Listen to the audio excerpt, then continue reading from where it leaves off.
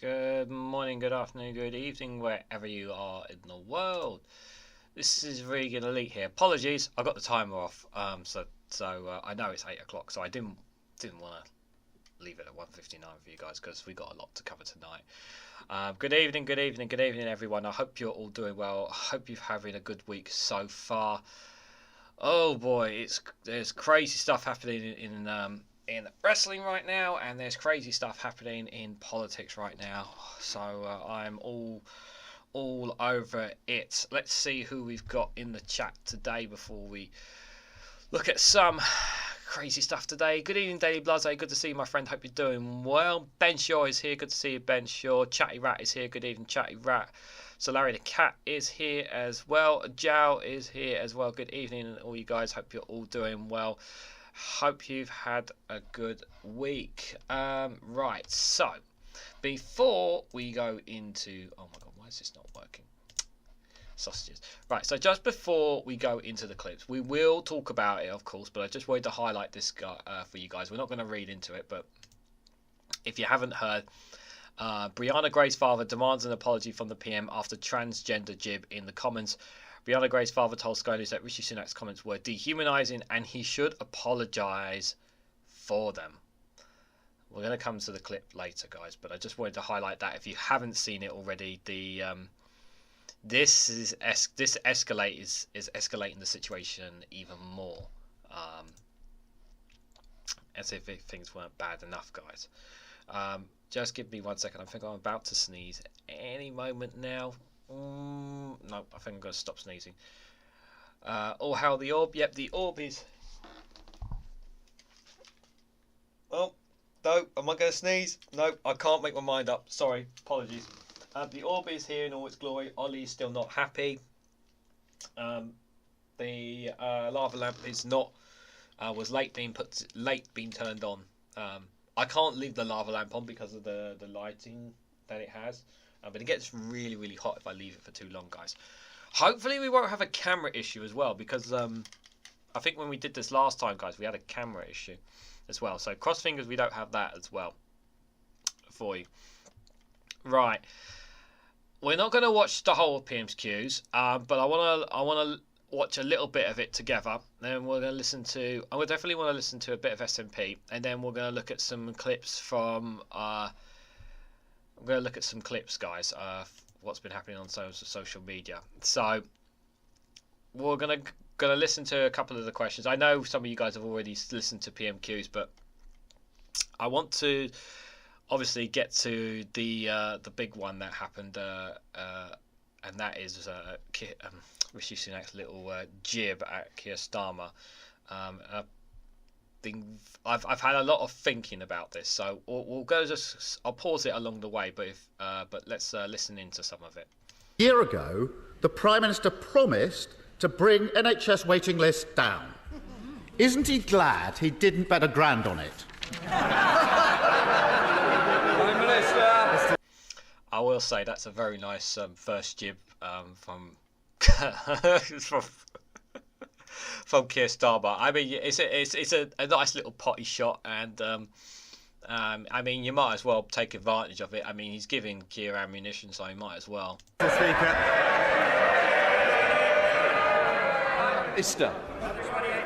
Mr. Speaker, at least I stand by my commitments.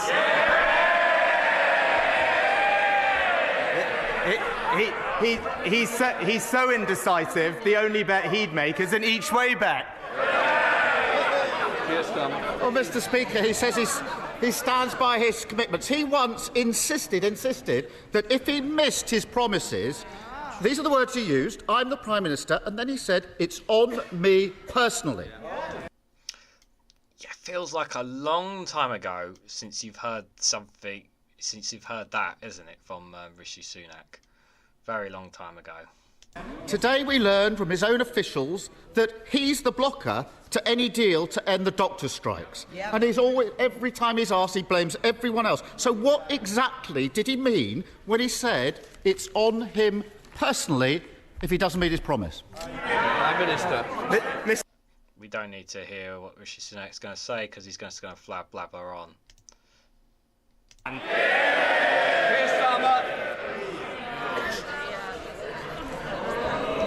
Did I miss it? I missed the question. This was the jib, wasn't it?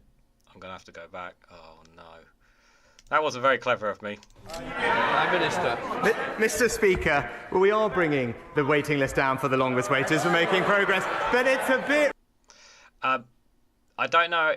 Pay attention, guys, when he makes the comment. Pay attention to Victoria Atkins there in the picture as well. Rich, Mr. Speaker, to hear about promises from someone who's broken every single promise he was elected on. I mean, I think I counted almost 30 in the last year. Pensions, planning, peerages, public sector pay, tuition fees, childcare, second referendums, defining a woman. Although in fairness, that was only 99% of a U-turn. The list goes on, but the theme... Now, I'm going to pause it here. Now, let me make something very, very clear, guys. In any way, shape or form, we know that any kinds of comments about trans is unacceptable. In any way, shape or form. And there are been some brilliant tweets from some people who highlight a very big point here, is that while it's great that it's been highlighted that, hey, he's being bang out of order with these comments, and it's absolutely disgusting, to say the least. The fact that Breonna Taylor mother had to be, well, I don't know. Well, I don't think she was actually in the gallery when the comments were made. But the fact that he makes those comments on a regular basis, attacking Keir, to use as a weapon to attack Keir Starmer, is despicable, to say the least. And it shouldn't have to be the case that everyone is outraged that he does it here, yet he's done it in the past and no one's batted an eyelid. And and I just think it's quite infuriating that there's a general outrage about this, but there wasn't a general outrage about this before. Simply because Breonna Taylor's mum was in the gallery when these comments were made, which makes it even more disgusting. But they shouldn't even be made in the first place from the Prime Minister, let alone anyone for that matter.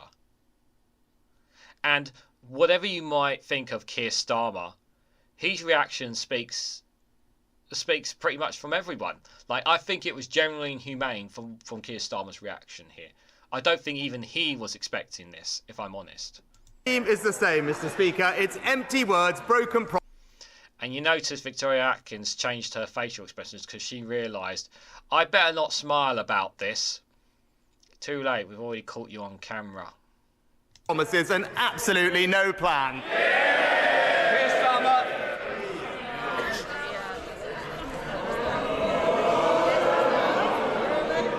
Of all the weeks to say that, when Brianna's mother is in this chamber, shame, parading as a man of integrity when he's got absolutely no responsibility. Absolute. You can just to notice a couple of things there.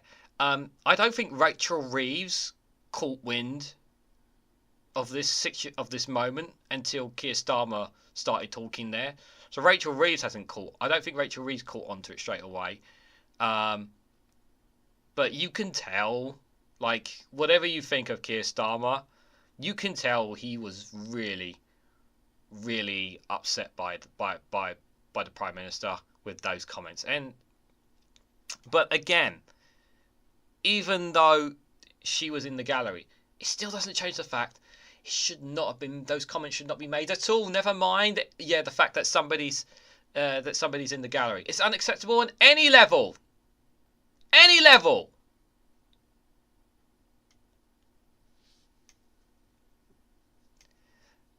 And it just pisses me off that we are making a big deal about this now, when we should be making more of a big deal about this every time this happens.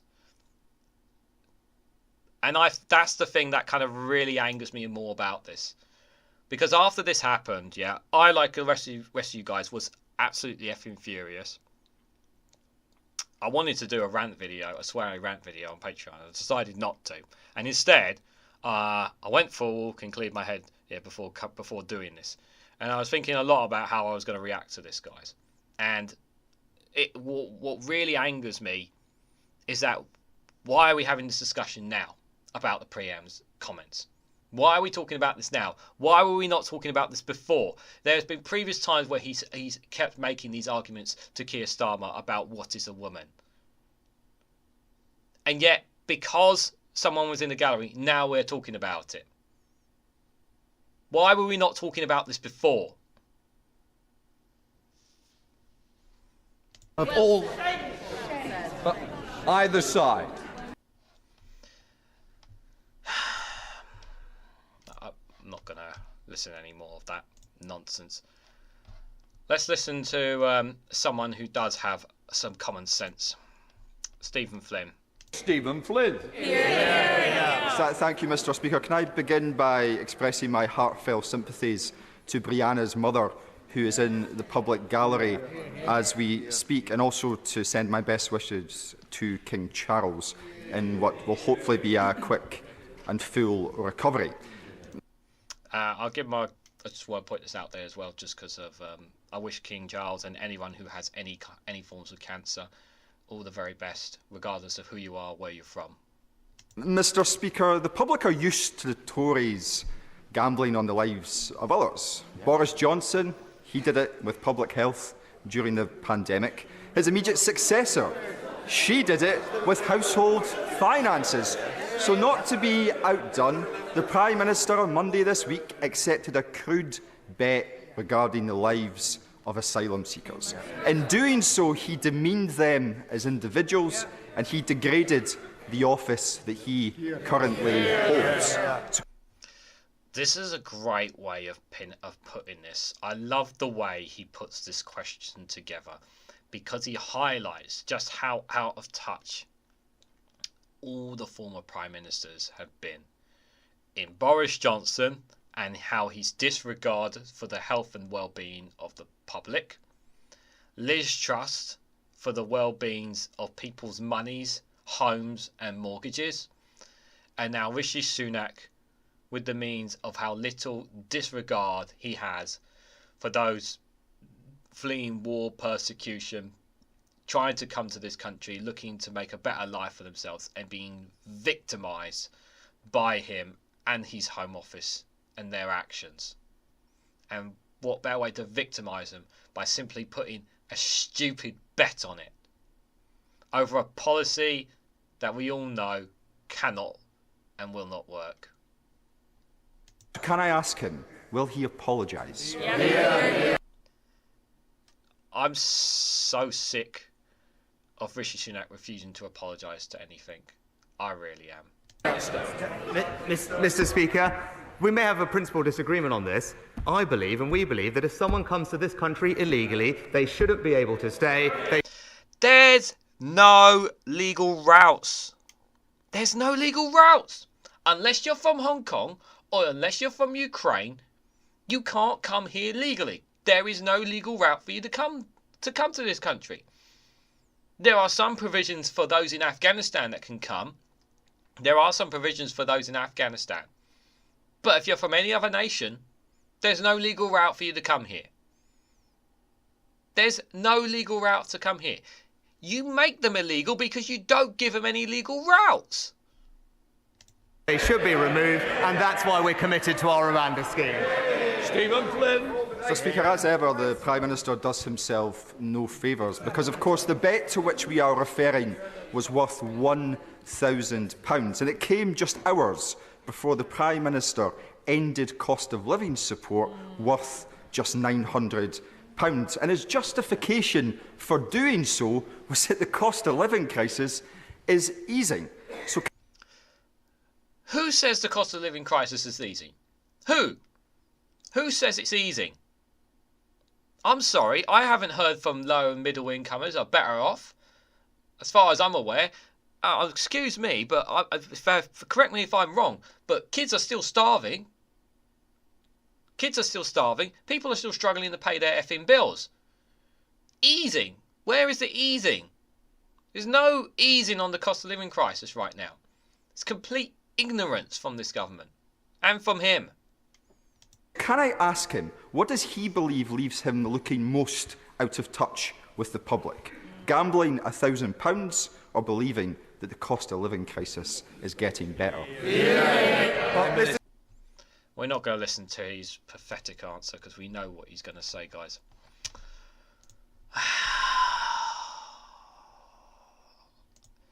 I was going to listen to most of PMQs, but I think it'd be better not to put you guys through that and put myself through that, considering that we've already listened to most. I know quite a few of you guys were watching it along with me on Labour Social with Graham Hughes. So I'm just going to scroll up to see what you guys are saying in the chat.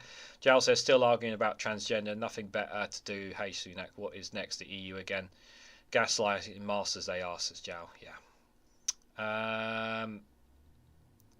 Joe Lefty Boater is here. Good to see you, Joe. Hope you're all right, buddy. You can message me anytime. Totally calculate. They know what they are doing, says Ben Shaw. I don't 100% know. I don't think he was anticipating the backlash. If I'm honest, I think Rishi Sunak was not anticipating the backlash he got. I think he wasn't anticipating that backlash. If I'm absolutely honest. What is wrong with these Tories? They're so insecure about their sexuality. I don't even want to go there with these people. If I'm generally honest, I was in the pub last night. I know most of them would be happy with what Sunak says. Ben Shaw. It shames me to hear that, Ben. Good evening, 91 Leeds. Good to see you, buddy. Weather taking a turn for the worst. Fingerless gloves might be making a return. Oh, you mean these fingerless gloves?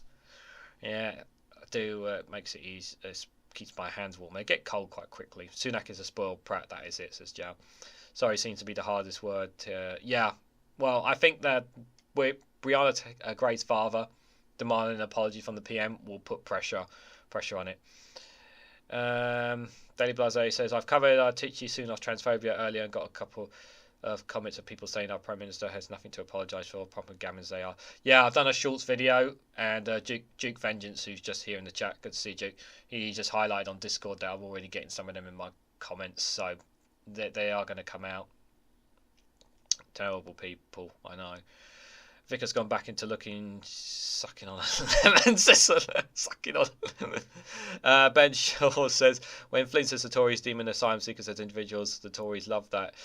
It's what they want people to think. Yeah. I'll answer that for you, Regan. We're not better off, not in the slightest, says Duke Vengeance. Yeah. It's pretty crummy. Right. Let's. What's been going on in the so-called Twitterverse? So these. I don't know if I'll go from the top or the bottom. I think I might go from the bottom actually. From the list here. We're going to go pretty much all over the place, guys. What do you guys... I think we talked about this before, and I know this one's... it still drives me bonkers about this conspiracy for Taylor Swift. I'm just going to play the clip and just hear you guys can say what you think about Taylor Swiftie and her being a Pentagon asset. She's been in meetings with NATO or allegedly NATO been talking about her or something. I don't know. It's just bonkers. This story drives me. This story is just so hilarious. We want to talk about another icon in the form of Taylor Swift. Wild conspiracy theory about her. I can't with this. This is kind of the fringes, I think it's fair to say, of the Republican Party and some of their fans saying that she's being used as I quote, a psyop to try and prop up Biden. That was actually a Fox News reporter who said that. Pentagon asset. Yeah, now this is the theory, okay? The Pentagon put it together with Travis Kelce, who is her partner. Yeah. They then organise the Kansas City Chiefs, who he plays for, to get through to the Super Bowl. Then, in Las Vegas, on the 11th of February, then they're going to organise for the Kansas City Chiefs to beat the San Francisco 49ers. They're not going to put up a fight. They're all in on this. And then she's going to after the Super Bowl, endorsed Joe Biden. Yeah, I mean, it's so unnecessarily elaborate, isn't it? Because she endorsed Joe Biden last time around anyway. Did you guys get all this? Oh, I'm gonna be showing that. So Larry, we'll get to that. But do you realise how absolutely freaking insane all this sounds? She's probably going to endorse Joe Biden anyway. But I don't understand this attack on Taylor Swift. Like, she's a private citizen. She's a private citizen. Yeah, she is a private citizen. She can say whatever the hell she wants. You know, she can say whatever the hell she wants. She's not a politician. Just like me, just like you guys in the chat. We can say whatever we want. And she's perfectly entitled to say whatever the hell she likes.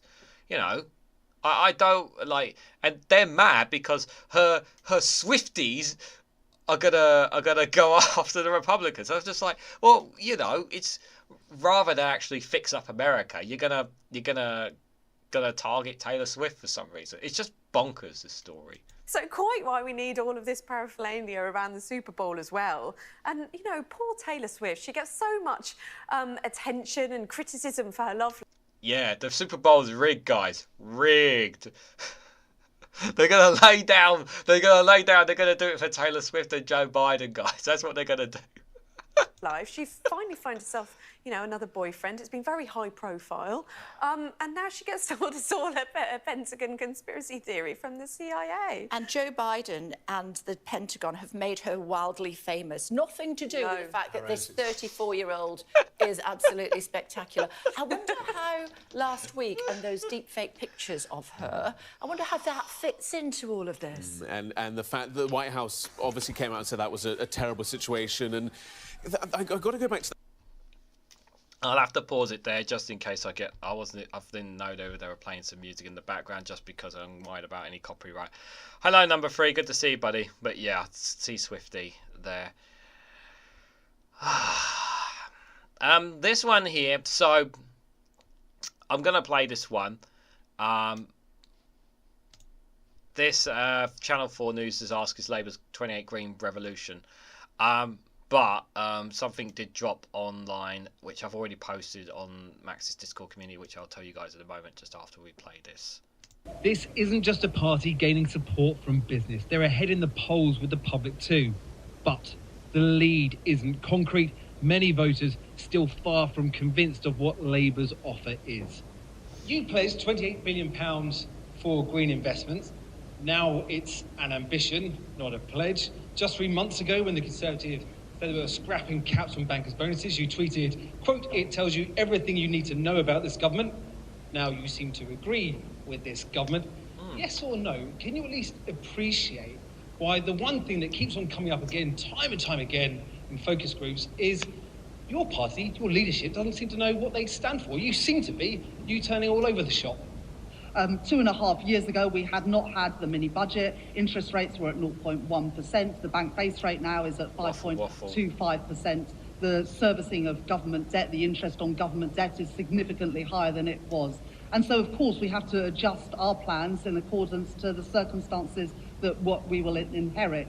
But the thing that I can absolutely guarantee to voters and to businesses too is that economic stability, financial stability will always come first. Is that a yes or a no? The thing that we can guarantee and that voters can have absolute certainty. It's okay, I can answer for you. The answer is no. There was a report from The Guardian, I believe the article is probably dropping tomorrow, that they're going to drop the £28 billion Green Revolution pledge. I believe they are going to drop the number, the 28 billion figure itself, but not the green pledge. I believe that's what's the case. I'm not saying that the Labour Party are dropping green investment altogether. I don't think that's what they're saying, but I think the number, that figure there, is going to be dropped from tomorrow. Is my understanding. They haven't been reported by UK Politics on Twitter, and they are extremely reliable when it comes to sources. So yeah, that 28 billion pounds, yeah, it looks like they kind of should, if they were never going to stick to that number, they should have never said it in the first place. They should never have said it. They should have just waffled on saying about a green industrial revolution and not give an actual figure to it, and just said that instead. And they've shot themselves in the foot with this, because they will be seen as a party of U-turns, as if they already have been seen as party of U-turns. So didn't need to go there at all whatsoever. This one, I'm going to leave that one, because but this one, guys, I don't know how many of you saw this one. Brexit 4 years on, guys. Here's Mike Galsworthy debating Brexit 4 years ago, since the day the UK left the EU, with Nigel Farage and David Davis. I will say, first and foremost, I absolutely love this man. I hope I actually get a chance to meet this man in person, because I think he's an absolutely brilliant individual for what he does, for the work that he does. And hats off to him for going on GB News and going into a fire's den, shall we say, just to debunk the stuff on Brexit. So credit where credit is due for him. You want positive vision. This is what I'd hoped the referendum campaign was going to be. You get farmers in a room, and they talk about farming, what's important to farming, and whether being in the EU, outside of it, would be advantageous to them from a community perspective. Similarly with fishing, similarly with tech, similarly with science. That's what I thought it was going to be like. That you really, go into the country, you interrogate different communities about what's working for them, what's not. Is immigration bad for them or good for them? Ultimately, good for them or bad for them? Ultimately, what's interesting is this. London said, we must remain. The country said, we must leave. We've left. We're 4 years on. Do you accept we're not rejoining? No, we are going to go back and do it again. When? I love the way he just says, no, of course we're going to rejoin. I love how he just comes across like that. Yeah, London wanted to remain. And guess who else wanted to remain? Scotland wanted to remain as well. They didn't vote for this in 2014, if I recall. I don't remember them voting for it. So, yeah, there's a lot of people who didn't want this as well. Let's not forget that. And by the way, a lot of things have changed since then as well. For sure. Well, look at the demographics. I mean, right now, if you take polling about whether people want to rejoin or want to stay out, it's pretty solid. 60% for joining again, 40% for staying out. Don't interrupt me here, because here's the kicker. Here's the kicker. You break that down by age, and you see that big millennial wave coming in. The millennial wave, guys. So, to put that in perspective, I think, to put that into perspective, those who are they getting on, shall we say, who are no longer with us. As time passes, we all get older, and a new generation comes in. What's happened is those who didn't get the chance to vote can vote now, and those who are no longer here are no longer voting. And what you are seeing is a generation of people who feel that the same freedoms that their parents and their grandparents have had, they don't have.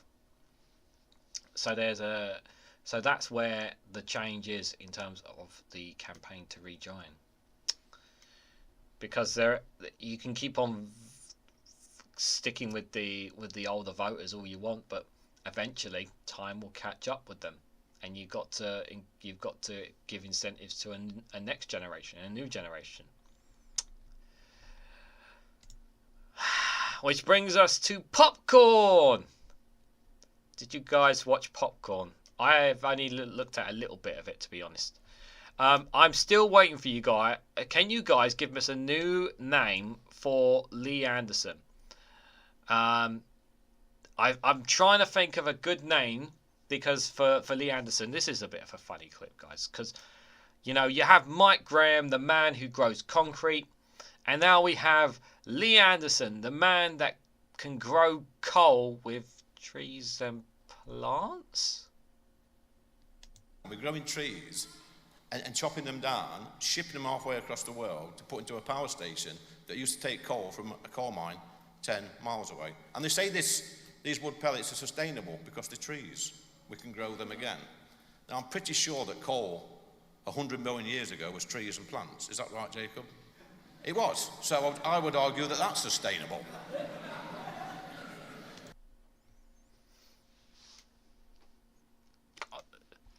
I'll go over here and listen to that again, just so I'm not going mad, guys. Pretty sure that coal 100 million years ago was trees and plants. Is that right, Jacob? It was. It was. So 100 million years ago, apparently, coal was once trees and plants. Surely we can do that again. Unbelievable. It's amazing what you can learn these days. Oh, we got to get Lee Anderson and Mike Graham in a science lab ASAP. Right, this is the one that Sir Larry the Cat was talking about.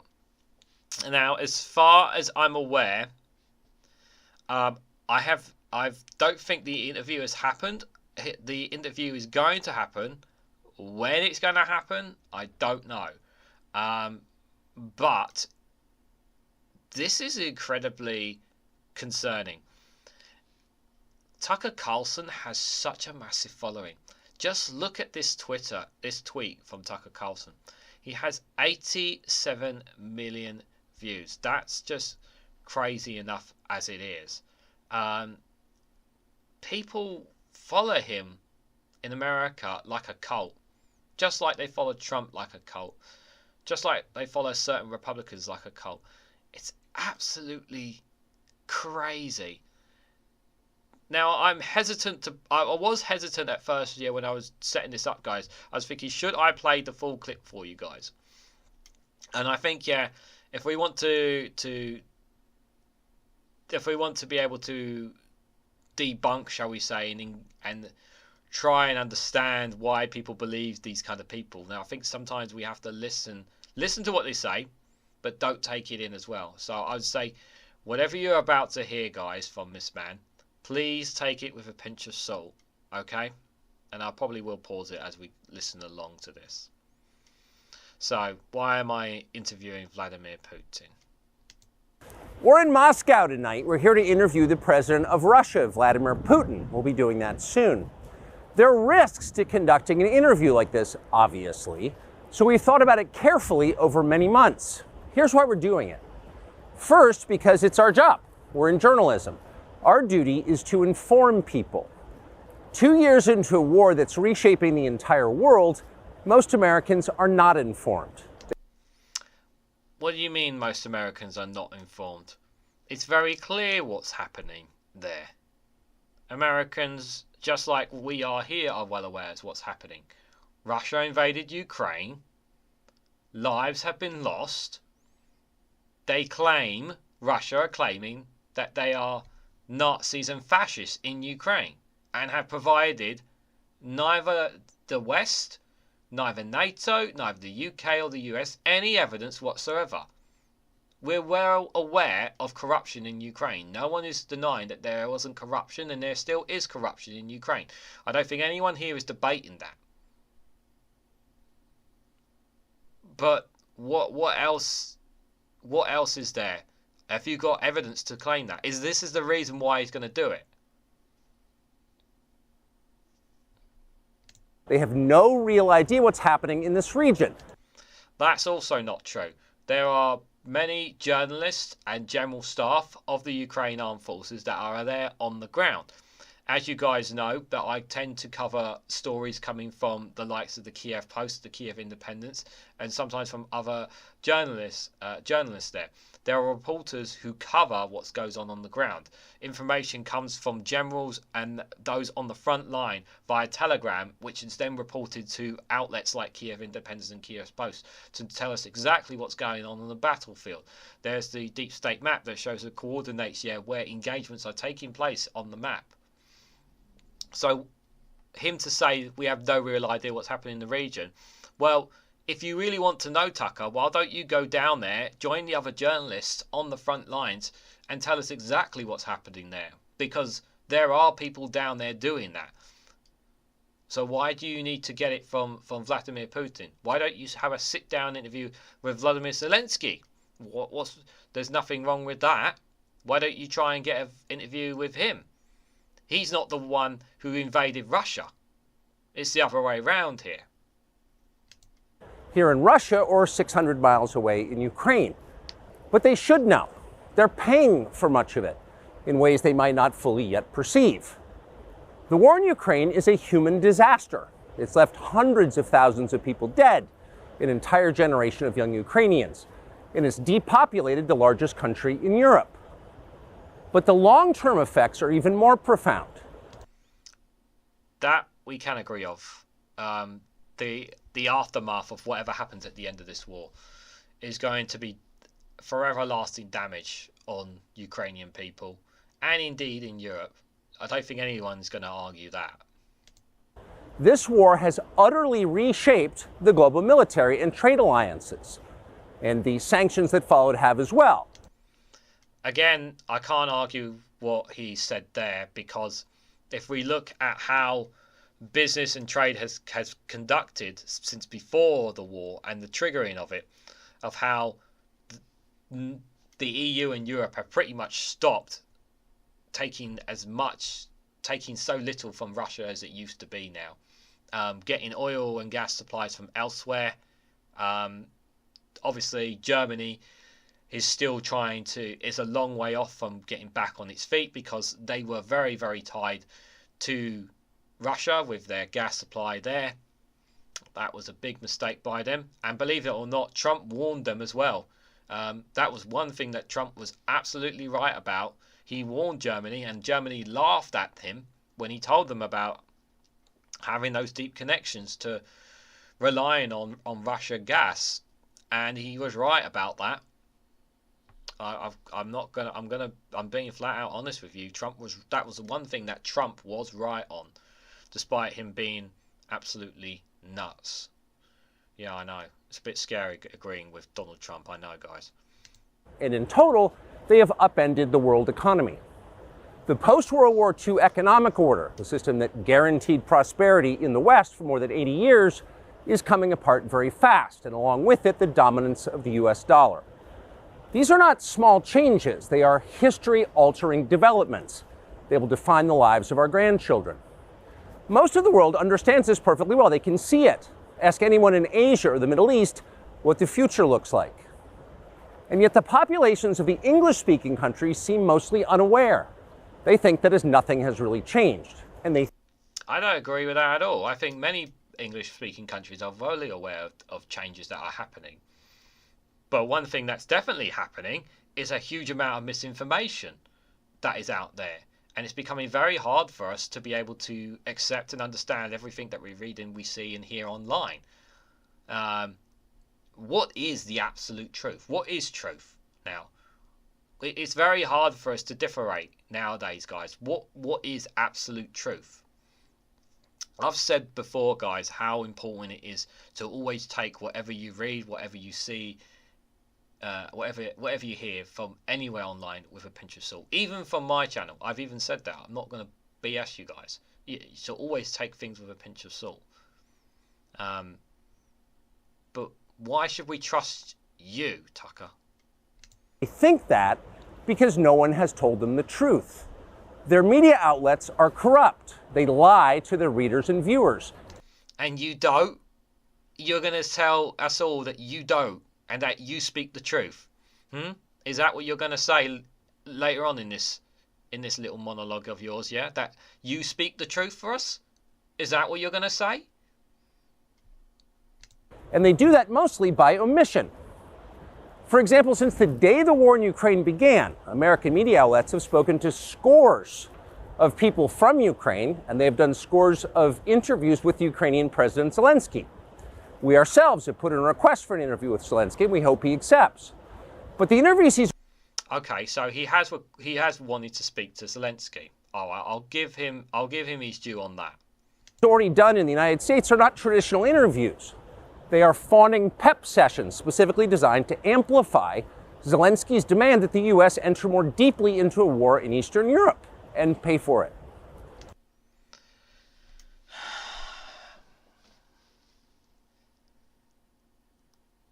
I don't think this is the right thing for me to comment on, but America does this. America should not allow to sit by and allow nations to falter the way they have.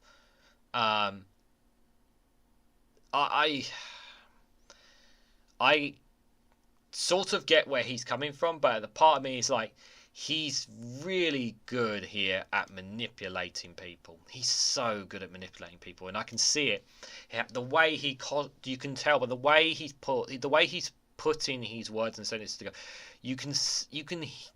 I can feel, and I can understand where he's coming from and how it can really hit Americans here, because for so long, America is like the police of the world. You know, the guys who will protect nations and whatnot. That's what they've been seen to be. And while they haven't directly got involved in this conflict, they're supporting Ukraine. And it is the right thing to do to support Ukraine. Because Ukraine, while they are a corrupt nation, their land, their homes have been destroyed by Russia. And they cannot do this all by themselves. And the more this goes on, the longer this war goes on, guys, the tougher the challenge is going to be for Zelensky and Ukraine. And I'm just glad that the EU has sticking behind Ukraine. But whatever you might think of Tucker Carlson here, he's getting in people's heads, and it's working. That is not journalism. It is government propaganda. Propaganda of the ugliest kind, the kind that kills people. At the same time, our politicians and media outlets have been doing this, promoting a foreign leader like he's a new consumer brand. Not a single Western journalist has bothered to interview the president of the other country involved in this conflict, Vladimir Putin. Yeah. Why is that? Why do you think that, Tucker? Let's have a real hard thought about this. Why do you think he would not... Why do you think nobody's gone out of their way to get an interview with him? Probably because there's a good chance that if someone from the so-called left... Let's say CNN put out a request to Vladimir Putin to have an interview with them. Let's say they sent someone over to Moscow to have an interview. Do you think President Vladimir Putin would accept an interview from someone from CNN? Do we think that the Russian president would accept an interview from someone from, say, Sky News? What do you guys honestly think? Most Americans have no idea why Putin invaded Ukraine or what his goals are now. They've never heard his voice. Are you serious? Are you absolutely serious? My God. What is his goal? Oh my God. I'm sorry if I'm putting you guys through torture with this, but yeah. That's wrong. Americans have a right to know all they can about a war they're implicated in, and we have the right to tell them about it because we are Americans too. Freedom of speech is our birthright. We were born with the right to say what we believe. That right cannot be taken away no matter who is in the White House. But they're trying anyway. Almost 3 years ago, the Biden administration illegally spied on our text messages and then leaked the contents to their servants in the news media. I can't comment on that. I don't know anything about that. If he's got evidence to show that, then sure, let's see the evidence. But, you know, people on the so-called right will say anything. So I don't know if that's true or not, but that's for you to decide whether you want to believe that or not. Would it surprise me that our own governments and that are watching everything we do? Probably. They did this in order to stop a Putin interview that we were planning. Last month, we're pretty certain they did exactly the same thing once again, but this time we came to Moscow anyway. We are not here because we love Vladimir Putin. We are here because we love the United States, and we want it to remain prosperous and free. We paid for this trip ourselves. We took no money from any government or group, nor are we charging people to see the interview. It is not behind a paywall. Anyone can watch the entire thing, shot live to tape and unedited, on our website, tuckercarlson.com. Elon Musk, to his great credit, has promised not to suppress or block this interview once we post it on his platform, X, and we're grateful for that.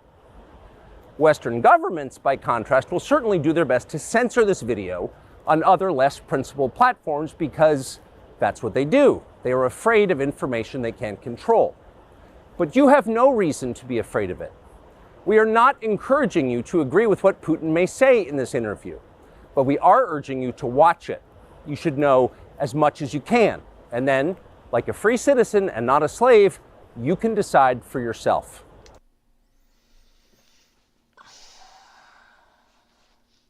We can decide for ourselves, guys. What do you guys honestly think about it? Be honest. What do you guys honestly think? While you guys just ponder what Tucker Carlson said, Ollie is not happy that I showed you guys that. He's not happy at all. The lava lamp has not formed and the orb is still there in all its glory. I will say he is a very dangerous person, and Tucker Carlson, you know, he's looking, he has his followers, he has his people, and we have to be extremely careful. Will I be watching the interview as soon as it's available? Yes, of course I will. Will I be covering it on the live stream? I don't know if I'll cover it on a live stream or video, but I will certainly be watching it because I want to hear what Putin has to say. I want to hear what Tucker Carlson's questions are, and I want to see how they're going to portray this interview. So let's see what you guys have been saying in the chat, because I've been that was dangerous. That was dangerous, guys. I know that was dangerous. Cole Farmer says lefty boater. Yep, Cole Farmer sounds horrific. Big Vlad says the all-knowing oracle, and Super Economics says sell off the bonds. He's so smart. Yeah, it's the party more that's really the problem. Oh, what's happened? Oh, am we live?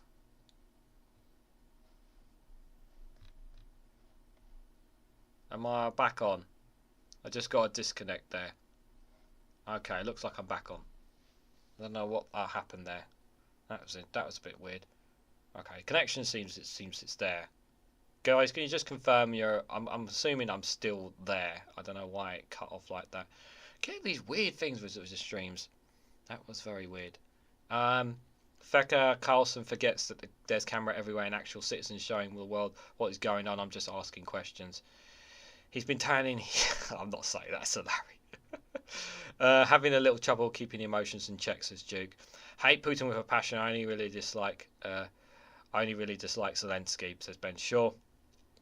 From the example that I have of American journalism and general culture and the awareness of the rest of the world in the US, I think the US is effed, says Zhao. Yes, a minor disconnect. Okay, but I think I'm back now. Tories don't get taser. Good to see you, buddy. Hope you're well. Thanks for dropping by. Carlson isn't appealing to us here who have a common decency, respect, and functioning brain. He's appealing to the gammon. Well, unfortunately we do have gammons here, Ben Shaw. Unfortunately, we do have that as well. My phone can't stop going off, yeah, because living family are watching a certain football game right now. So I apologise. I cannot comment on this video without going on a rampage, so I better shut up. Ungullible he's speaking Portuguese there. Zhao's speaking Portuguese to save himself the trouble.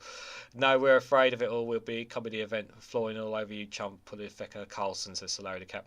Tucker in his head so far up Putin's ask. He is smelling its morning breath. Yeah, it is a bit dangerous, guys, I know.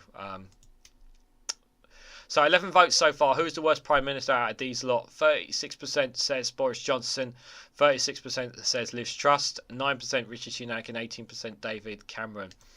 Interesting. If you can vote, guys, make sure you cast your vote in the live chat there. Let's go back to the videos, guys. Yeah, that's enough of that. I'm pretty sure you guys saw this, but I'm just going to show you it. Actually, you can see it. Anyway, I don't need to put the volume on, but yeah, this is the so this is the NHS Denist that's been opened up in Bristol, and I said on the live stream, on Max's live stream yesterday, my first thoughts when I saw this, I thought, why on God's green earth are they? Why is it being done like this? Why are we not Like, can we not do like calling or email register, saving people having to actually queue up, spending their life standing in a queue trying to get an NHS dentist appointment? Is there not a better way of doing this? Is my first thought when I thought about this. Like, I know how desperate people are to get NHS dentists. I know how bad it is, but surely there could have been a better way of doing this instead of having people being forced to wait to get to register for this NHS dentist. Surely, that's the thing that kind of infuriated me, because these people's lives and times are being wasted here when they could have phoned up at home or sent loads of emails or whatever. They could have done it. It could have been done that way, in my opinion. Just ridiculous here. Another so-called gammon. I can't believe this person. Do you know what? It's really scary, guys. She is going to...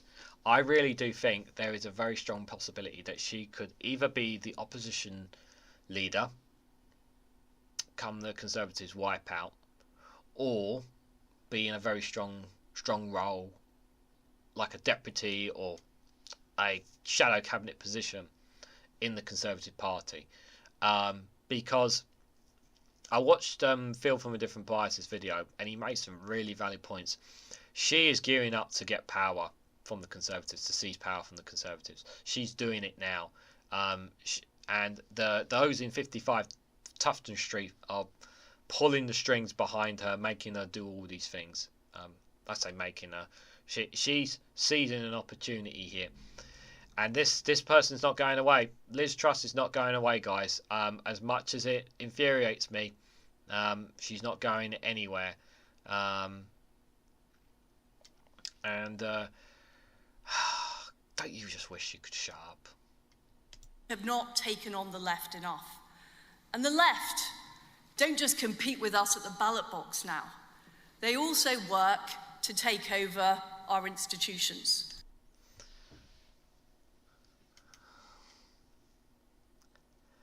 Have you ever heard such nonsense? You know, that was so stupid. She's talking about the left are taking over. And it's just like, girl, your party has been in power for 14 effing years. You're the ones that are in control right now. Your party's the one that's letting it go. And we've seen that. We see it in much of the media. We see it in corporations. We see it most of all in the quangos and government bureaucracy that emerged under Tony Blair. Tony Blair. It's Tony Blair, guys. It's Tony Blair's fault. Right, Tony Blair. Because he's made it difficult after 14 years of Conservative. You know, Jacob Rees-Mogg blamed Tony Blair as well, despite the fact that he was in government. And then he said, oh, no, once we leave the EU, it'll be much easier. Well, we left the EU, and then it's like, it's Tony Blair's fault. And it's just like, what? I just, like, they're saying one thing, and they contradict themselves. That's the thing. Like, if you really pay attention to them, you can actually tell, you can hear them sometimes. They contradict themselves with what they're actually saying. That's how crazy it is. But we didn't do enough to change it. We didn't do enough to take the power back. And Jacob makes a very good point about the legal system. But that is true with the Environment Agency, it's true with Natural England, it's true with the Office of Budget Responsibility, it's true with the Post Office. This is a problem that goes wider than just one government department. It goes right to the way we do government. What they want to do, what this party and the people who are enriching them, what they want to do is consolidate all the power into one place. So that they have total control. Authoritarianism, dictatorship, that they control everything. That's what they want. They want to make this argument that all these departments, all these courts, all these people, you can't trust any of them. But we we can make it better. We can make the difference. We can make Britain better. We can fix it. We have to get rid of all these institutions. The ECHR, the NATO, all these people who have any kind of control jurisdiction. No, we've got to get rid of all of them and put all the power in us. All the power in us. So that we have no accountability whatsoever and can do whatever the hell we want and make you all slaves in the end. Isn't that really what they want? Isn't that what they're trying to do here? Because that's how it comes across to me. I'm just going to go out on a limb and say that's kind of what they're coming across to me. Look at the judgment of the Supreme Court. Oh my God. Wow. Speaking of nuts. Look at the judgment of the Supreme Court. It is full of references to a foreign organisation overriding His Majesty's government. I don't know what specific court case he's referring to, but if he's referring to Rwanda, that was by British courts, and the ECHR is what keeps our human rights. If we lose the ECHR, we lose our human rights in this country, our workers' rights in this country. We are going to lose a lot if we let people like this man have the things their way. Since when has that been the way that we are governed? It is all part of this international Davos man approach that is being rejected not just in this country, but globally. And this has consequences, because our courts, being weak about this and preferring an international construction of human rights, must share the blame. Do you know what's really stupid? And I don't know what's really dumb about all this? Is that the thing is that the likes of Liz Truss and the likes of this man have been in power, have been in this party for 14 years. 14 years. And they're still trying to blame other people for things not going right in this country. They're trying to blame anyone. This guy is crazy. For judges who allow people who throw corrosive substances over people remaining in this country when they have a bogus conversion to Christianity. This was one case. It was a very rare case. Just because of one case does not solidify the right for former Home Secretary Suella Braverman and Priti Patel to bash the Archbishop and Christianity. Does not give everyone to jump on this bandwagon to saying that everyone is like that. It is extremely rare that something like that happened. I'm not defending the attacker in any way, shape or form. What he did was vile and disgusting. But this is being weaponized, this incident, as a political weapon to tell the public that we can't trust any immigrants, anyone coming in this country, based off one incident. That is what he's doing here. Now, I'm all in favour of people converting to Christianity. How could I not be? I mean, look at the sign there, look at the sign there. We're in a wonderful Christian place. The more the merrier. It's a great thing. The Catholic Church is a proselytising church. But we don't want people to say that they are Christian just so that they can stay in this country when they ought to be removed. And we don't want gullible judges believing them because of human rights. And how do you know, Jacob, whether somebody's telling the truth or not? How do you know that, Jacob? How do you know when someone comes to this country? How do you know that they've definitely not been fleeing war persecution? How do you know that someone who comes to this country hasn't been raped or sexually assaulted? How do you know, Jacob, what that person has gone through? How on earth will you know better than a court would know in making that decision? You have no idea in any way, shape or form what it's like for people to go through that. Even I don't know what it's like for those people to go through that because I've never experienced it. We need to bring back the association between the elector and the elected. That is what has been broken in recent years, and it is the judges and the quangos. Who the hell are the quangos? So, chat, help me out here. Who are the quangos? Who are the quangos? tell me who is the Quangos, guys? Who are the Quangos? I don't know who the Quangos are. Please explain to me who the Quangos are. Quangos are the hangover. They've been at my Somerset cider, I think, and are suffering the hangover of us not being in the European Union. What do I mean by that? So you're calling Remainers or Ramonas Quangos? Is that it? All plugged into EU lawmaking, and they have been unplugged, and there is this wire waving about in the air that isn't plugged into anything. It's not accountable to Parliament, it's not accountable to government, and it carries on regulating and regulating badly. So why aren't we building the houses we should want to build? Oh, let me guess. It's the EU's fault that houses haven't been built. It's the EU's fault. Is that it? Oh, no, wait. Wait. No. It's Jeremy Corbyn. It's Corbyn's fault, guys, that the houses weren't built. Oh, no. Wait. It's COVID's fault. We had a pandemic. That's what caused the houses. Who else can we blame? That's not our own fault. Because Natural England is enforcing nutrient neutrality. And that means that my voters can't get houses that they want. Because there's a thing called policy, Jacob. You know, you can change housing policy. That's what Parliament does. You can introduce legislation and law through Parliament to change the laws on housing so that you could build more houses.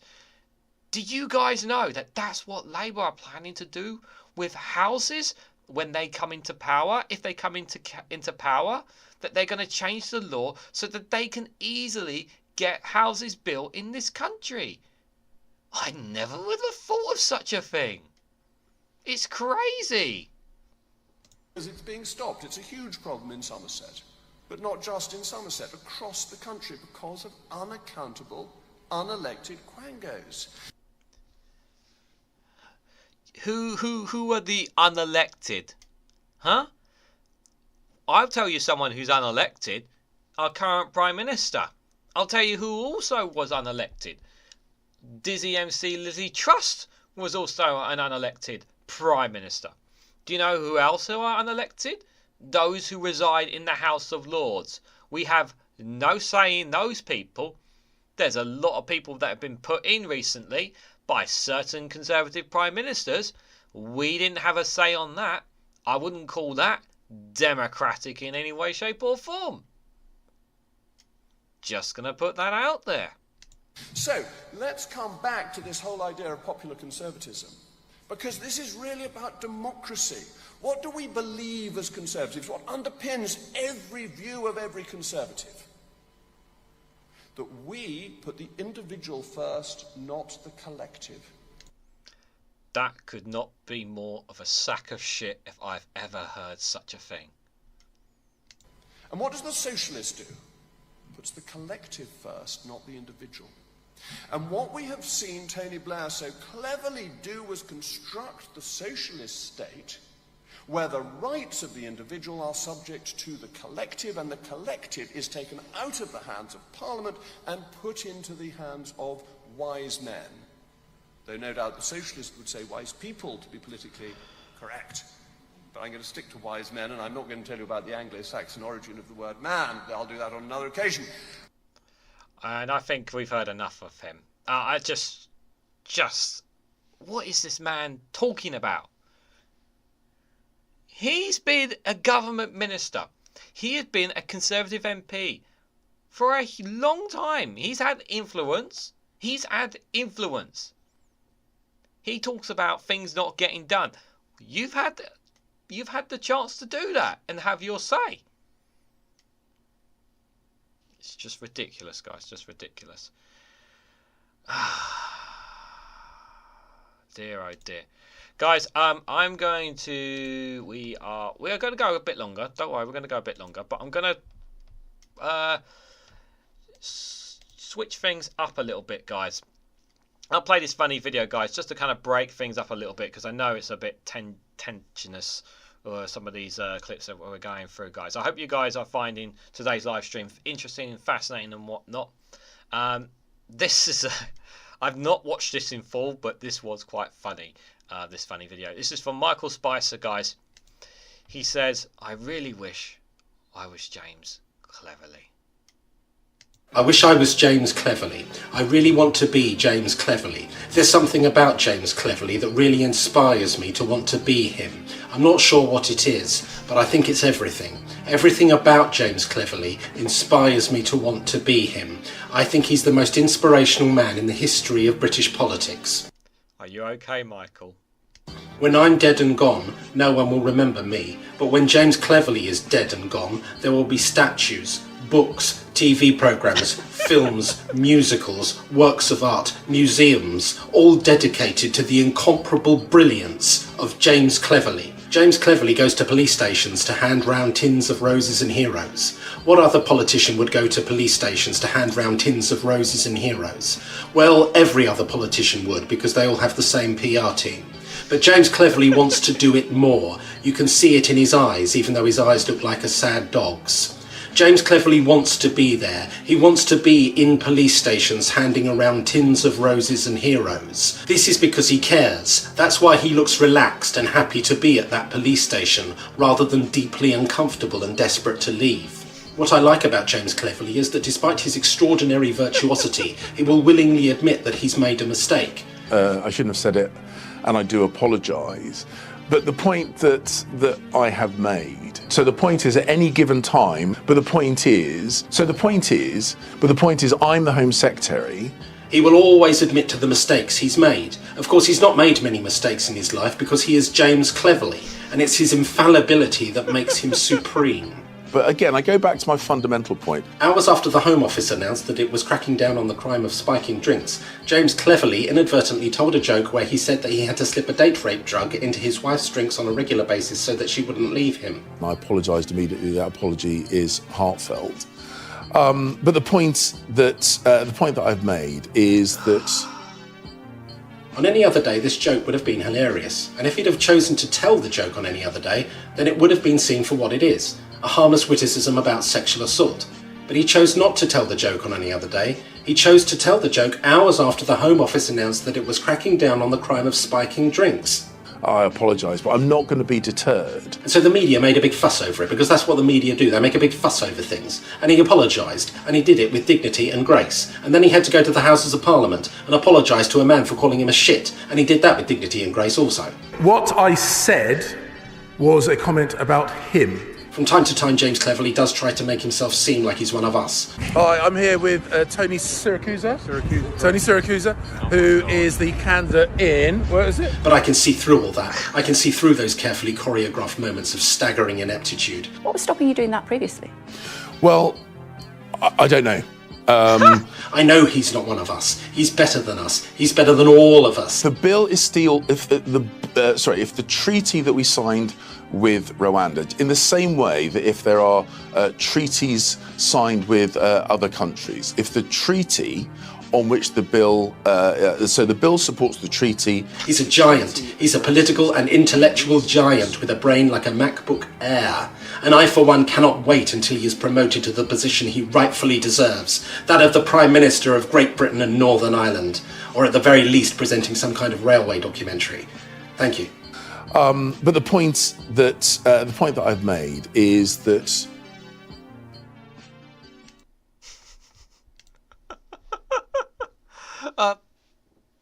he's made his point, because he really does wish he was James Cleverly, doesn't he, Michael Spicer? A very weird one. Like I said, I didn't watch it fully, but it's a very weird video by Michael. At times it was funny, and then at times they were like, "Oh yeah." So it's a bit of a mixed bag one, but I do have a very nice matte green one when we're finished, guys. Just for you guys. I'm just gonna scroll up a bit in the chat. Kevin Grant, good to see you, buddy. Hope you're doing well. The EU banned bee killing pesticides. We have just given the pesticides to go ahead for the second year. Banned bee killing pesticides. Well, that's not good. Quango, semi-public administrative body outside the civil service, but receive financial support from the government, which makes senior appointments too. It says chatty ratters. That's what Quango is. Saddleworth is my second home, says Jow. Jacob knows about the dead hand. He counts to 99 and changes it, says Solari the cat. Mog needs to lay off the strong cheese. He needs to lay off a lot of things, to be fair. Who illegally closed Parliament? Well, we know who illegally closed Parliament. He did, didn't he, Jacob? Ridiculous. I thought Jacob loved his nanny bitty, said Solari the cat. Yeah. To the other side of the hill for me, says Joe. Everywhere is walking distance if you have the time. Jacob, the Supreme Court, being more intelligent than you, knows that the UK signed international agreements that are being broken will nullify other deals and departments depending on the international deals. The Jacob of the UK starts to deny human rights now and guarantees the TCA might well be cancelled. Yeah, he can't do anything like that. Yeah, Mog's been at his own side of more like Quango is an orange fizzy drink. There is a fizzy drink called Quango, isn't there? You're definitely not making that up. I think it's all about the left wing. It really is a thing. It's always them, not us. So please don't make a fuss, or we won't allow you to sing, says number 3. You're not gonna get me to sing. You're not going to get me to sing even with a super chat or memberships, just out of curiosity. But you can try, but I'm not gonna sing tonight. Caffel is here as well. Good to see you, Caffel. Hope you're doing well. Who elected the king? No one elected the king. But I mean the whole monarchy stuff needs to go. There's no question about that. But I don't wish death upon. I don't wish death upon anyone, even the king himself. But yeah, the monarch does need to go. There's without a doubt. I'm just gonna have a quick look before to see what else we have. So where is it? So I don't know how much more I'm gonna show, guys, just because of time and that stuff. But I wanted to share this one. I'm sure you guys saw this clip here. This is this really moves me. Whatever you might think of MPs, I think this is really really touching from the MP here. 21, I was nearly one of them. Luckily, my attempt failed. I was found by family members quickly. I received amazing care at St Helier and Springfield hospitals, didn't do any permanent damage, and was well looked after by the NHS in the months that followed. And I want to take this chance to say thank you to everyone who saved me, and sorry to my family and loved ones who I put through such an awful ordeal. In that moment, I felt alone and scared and like there was no way out, and that the world would be better off without me in it. But I don't recognise that man anymore. I know that nothing is ever really worth that. Help really is out there, and I'm pretty awesome. Does the Prime Minister agree that one death by suicide is one too many? And will he send a message from the dispatch box today that whatever you're going through, you are not alone, that help is out there, and better days lie ahead? Well, Mr. Speaker. We don't need to hear what Rishi Sunak had to say on it, but what I will say is that it takes a huge amount of courage for him to have gone through what he gone through and to stand there and speak that today. I really commend him for it. I really do. And as you guys know, I've gone through mental health phases myself, but nothing as terrible as what he went through. And you guys know that last year I did hit that point of suicide at one point, which was on my mind, and it does make me think of that time. And I actually got very almost tearful listening to this man. To have listened to that speech was incredibly powerful. And just for one moment, guys, just take away the political discourse. I'm just glad that he's come out the other side, and And as it says here in the tweet, such a powerful, humane message. It wasn't the greatest of response from Rishi Sunak, if I'm honest. But I also want to show this, guys. This is quite to show the humane side of Keir Starmer. Again, whatever you might think of Keir Starmer. Now watch Keir Starmer on the right. Watch what you mean. So PMQs comes to an end, and immediately he goes to him. Prime Minister's questions. So watch him there. So you see Keir crossing over right now, going straight to him, immediately to console him. And I thought that was whatever you might think of Keir Starmer. I thought that was a very nice touch from the Labour leader, from him. So. I just think it was nice that we heard something different for a change, instead of always the vile insults, the horror. And we heard a story about someone who went through mental health and has come out the other side for better. And I generally mean this. I could not be more happier for the man. I really could not, guys. I don't really know if I want to cover any more after that, if I'm honest, guys. I suppose I could cover a little bit more. I suppose I could cover one or two more clips. What are you guys saying in the chat? Mental health, that's woke, just way to claim benefits. No, mental health is a serious thing, Kevin. It's a serious thing. There's lots of people who have that's not a reason to claim benefits. People suffer from mental health all the time. People suffer from it all the time. I myself included. There are people here in the chat who have gone through it. The mental health is a real thing. And if the help is not there, people are going to suffer as a result of it. It's a real thing. Just on the voting, I'm going to end it soon, guys. Who is the worst Prime Minister out of these lot? Boris Johnson, Rishi Sunak, Liz Truss or David Cameron? 14 votes so far. Boris Johnson is ahead on 43%, just in case for anybody asking. It is okay to talk, Joe. Yeah, we can talk to each other anytime. Like I said, you can message me on Patreon. You can message anybody on our Discord community, which Joe has put a link for.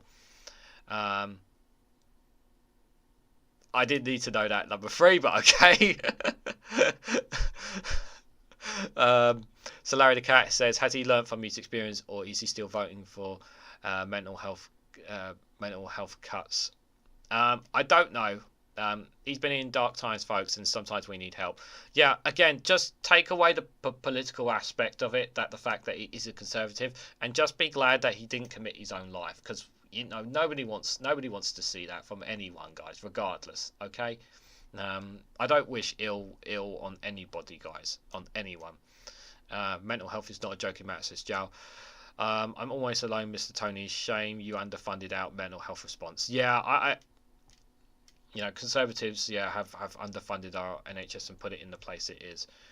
Of course, better days are ahead. Just follow our plan. They have no plan. Let's hope Labour has a plan and it does work of some sorts, because they are the ones that are looking like to come into government. Help is out there in about 12 to 18 months. There are people you can always speak to that are free. There's free people like the Samaritans, for example, are just one of many people out there that can support you and help you if you ever need them, guys. Feel bad. Does IDS feel bad for all those that committed suicide due for being sanctions and waited over 6 weeks for their payments, says Solari the Cat.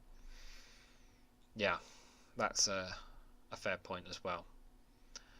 Is Quango oldest version of Tango? Making railway documentaries are Portaloo. Yeah, that was a bit of a weird video, to be fair, from him, to be fair. No bashing, please. Honest opinions with no bashing. No, it's all right. Good evening, Pedulous. Good to see you, buddy. Hope you're doing well. Okay, I think we'll do just one more. We'll just watch one more video, guys, and then I'm gonna put I'll put a funny video on.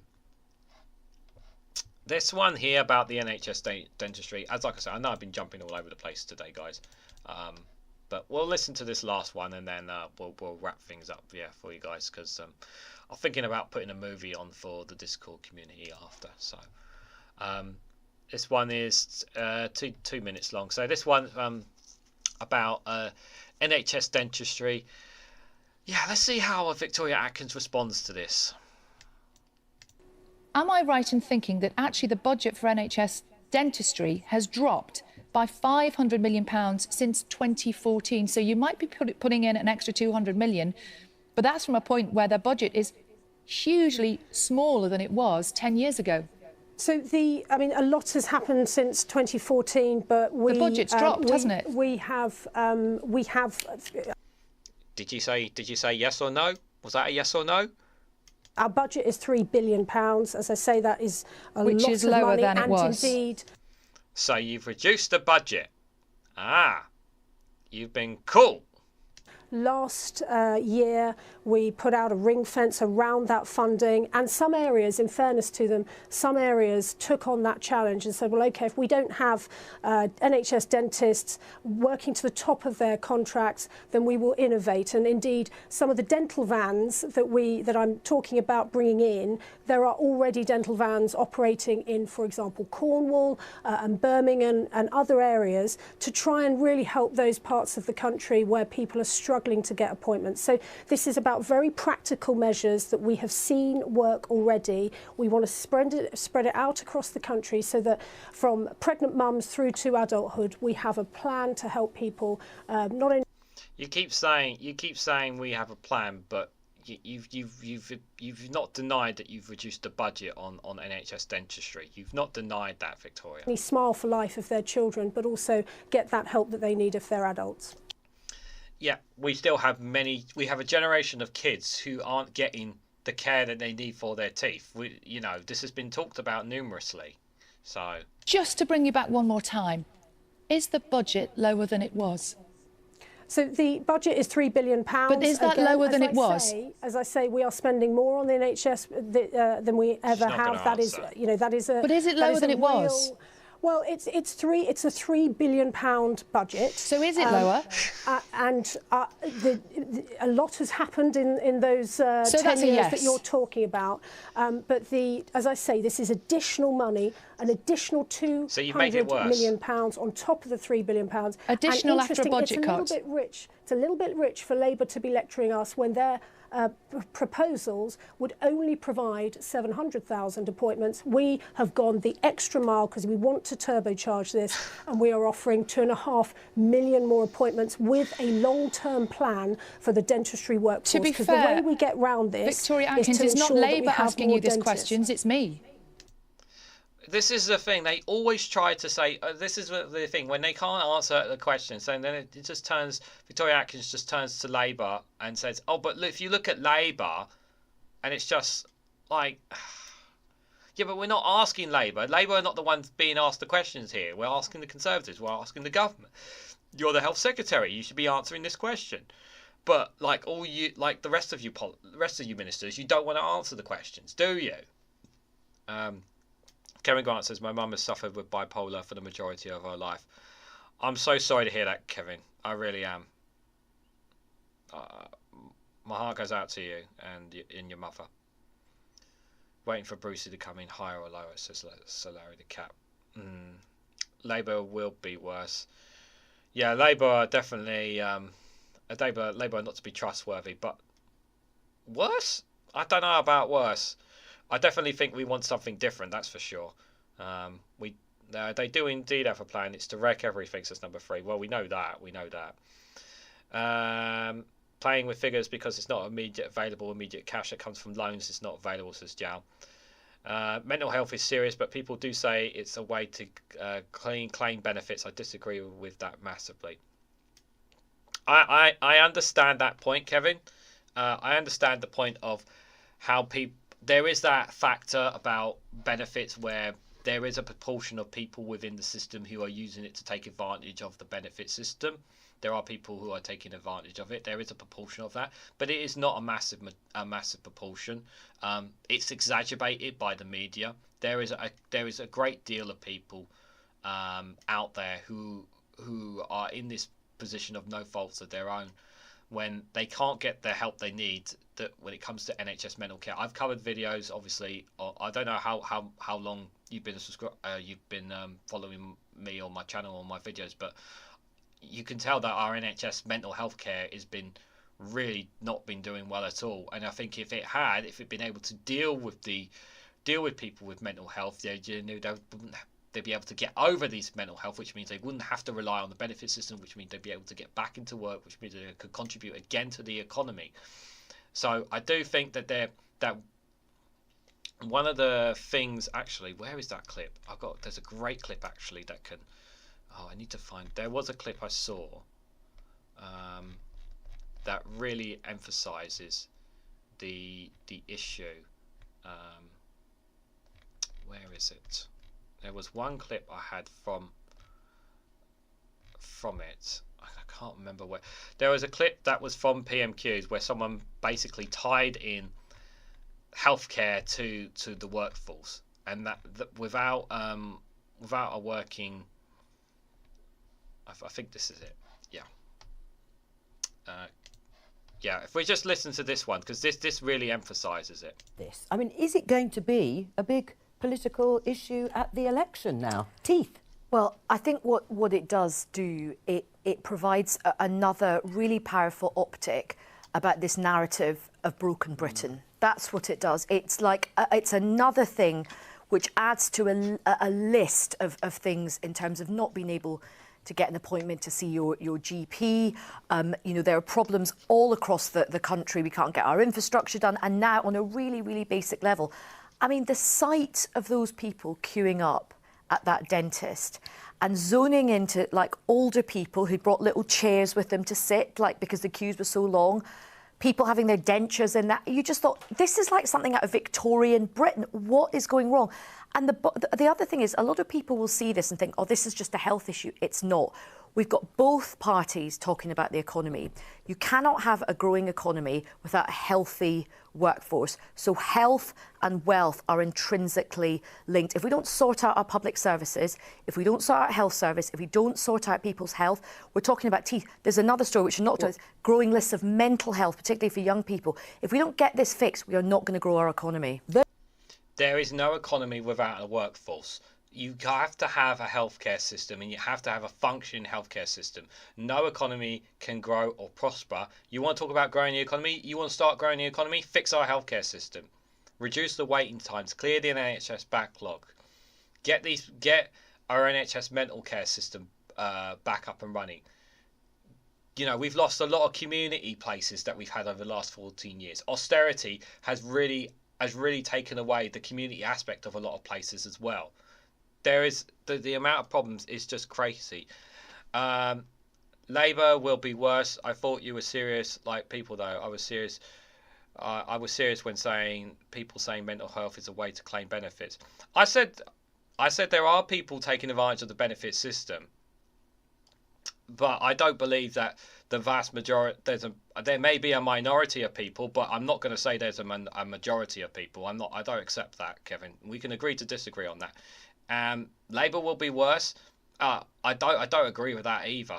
I think Labour are not going to be perfect in any way, shape, or form. They're going to be problems. There's no question about that. But after the last 14 years of this government, I take my chances with Labour right now. I'm not going to take my chances with Conservative. You're stuck between Labour and Conservatives because of the system that we have. If it was up to me, I would vote in the Green Party for the next government. I wouldn't vote for Conservatives or Labour. But we're in this situation whether we like it or not.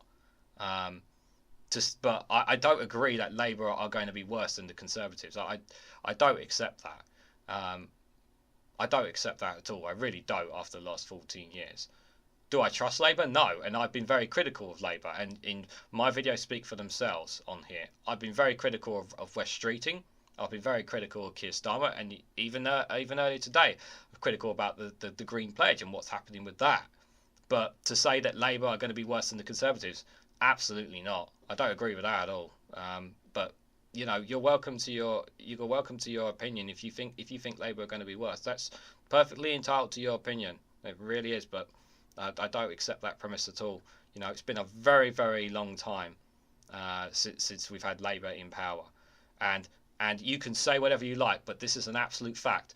We had, before the Conservatives, the coalition government came into power, we had the best healthcare system on the planet. The United Kingdom, England, had one of the best national healthcare services on the planet. It was there. One of the best on the planet. We had the best healthcare system on the planet. So, and that was under Labour. And that all changed. We had the best healthcare system on the planet. That's not a statistic. That's not an opinion. That is fact. That is an actual fact. We had the best healthcare system on the planet under Labour. So, and I don't trust West Streeting with wanting to bring on more privatisation, but we've got nothing, no choice but to see what Labour does. You know, I listen to Labour Social, and I listen to Big Madge and No Justice from their side, because I take their opinions seriously. You know, but don't call me a Labour Knight, because I don't sit on Labour's fence. I will criticise Labour, but I don't agree with the premise that they'll be worse off, if I'm honest. But Labour would be worse as a joke. I mean, Keir Starmer's not done himself favours with things that he has said in his actions in any way, shape or form. You know, you just take, for example, what's happening in the Middle East and how he's lost the Muslim supporters, for example. There's a lot of things that he's done he could have done a hell of a lot better. Joe says I'm just tired. Yeah, it is getting on. Well, I'm probably going to wrap things up now anyway.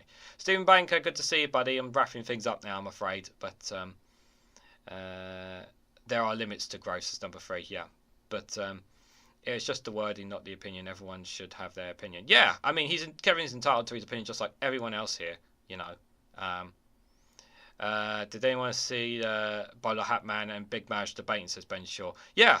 But Bowler Hatman looked absolutely ridiculous. Big Madge was on top form. I thought Big Madge came across there very, very well.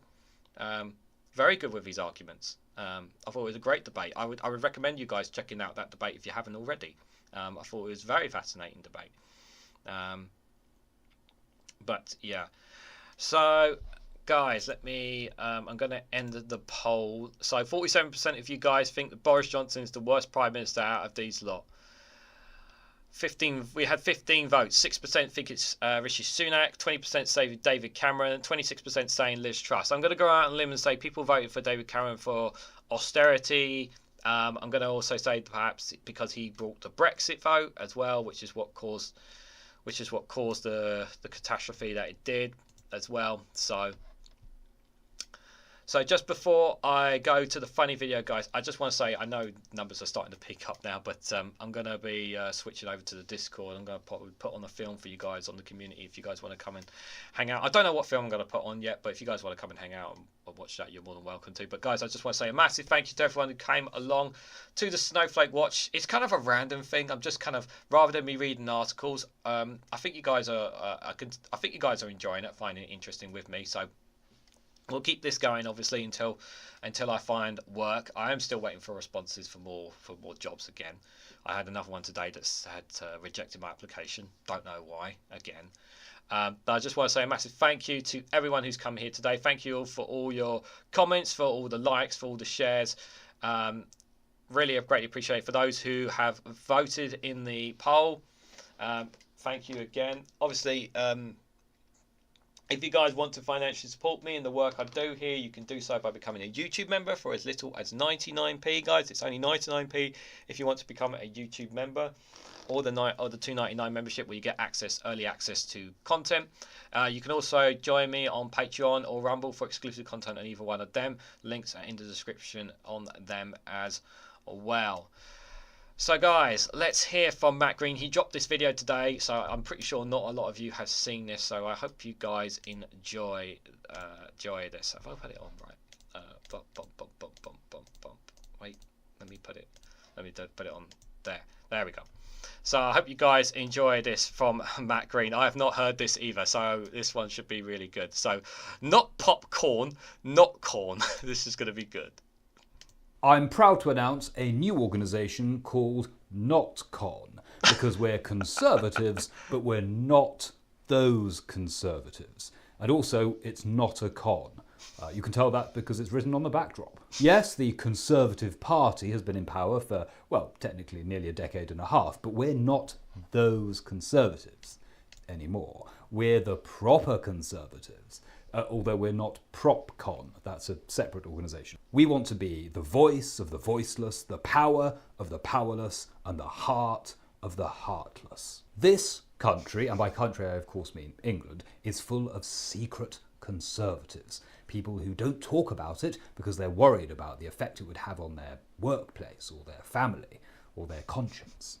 We believe in democracy. If you vote Conservative, then Conservatives get to do what they like. We don't need lefty judges or lefty lawyers or rules or conventions or international obligations to tell us what to do. No, we get to do what we like. If people don't vote Conservative, it's a very different matter. Checks and balances are vital. People say we're not popular.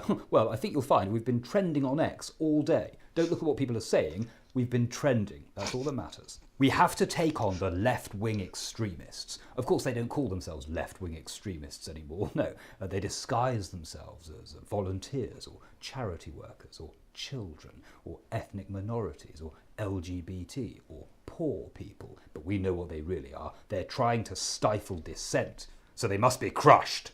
The left have been on the march. I mean, quite literally in many cases. So many marches. I mean, where are our marches anyway? Just because people don't want to come out and march with us doesn't mean they don't like us. They just don't want to be seen in public with us. And it's very different. That's why all of our marches happen in secret, in the dark. We've spent too much time worrying about getting invited to North London dinner parties. Let me tell you, I don't get invited to many North London dinner parties, and not since the incident. In my defence, I was sure that chicken was vegan. Look, we're environmentalists. We want to leave this planet in a better state than when we found it. And personally, I think warmer is better. If you think about it, coal is actually more sustainable than wind, isn't it? Because you have to build wind turbines, whereas coal, just there, just burn it. And coal used to be made out of trees that were sort of blown in the wind. So in a way, it's the same, isn't it? Am I stupid enough to believe this, or am I just being cynical? NotCon is about never having to make that choice. People say, what do you think about all of these big problems like climate change or LGBT rights or racial justice or inequality? And I say, we just don't. So that makes it easier. The problem is that lefties have got everywhere. They're in every institution. Yeah? Wokeism is on the curriculum in our schools, on the menu in our restaurants, on the operating table in our hospitals. The only place I'm sure isn't woke is inside my own brain. And once I felt slightly sorry for a homeless person, so you've got to be vigilant. Lefties have infected everything with wokeness, haven't they? Art, theatre, television, sport, the weather.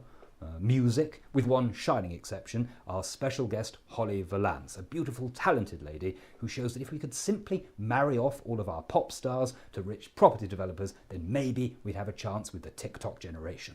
Now, if you'll excuse me, I have to dash. I've got another launch event for Popcon.